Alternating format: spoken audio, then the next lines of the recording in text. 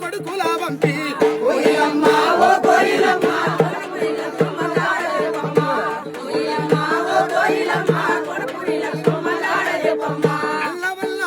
నల్లమల్ల అడవి విల్లంబులై లేసి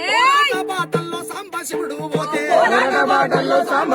పోతే పోరాట మాటల్లో సాంబశివుడు నరహంతకుడు నయంగాడు వచ్చి తల్లి పిల్లలు బట్టి చెరబెట్టి వేటాడే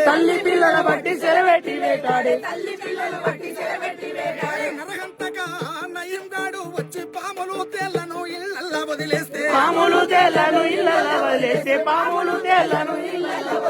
మొక్క పోని కండ్ర కొట్టలయ్యిందా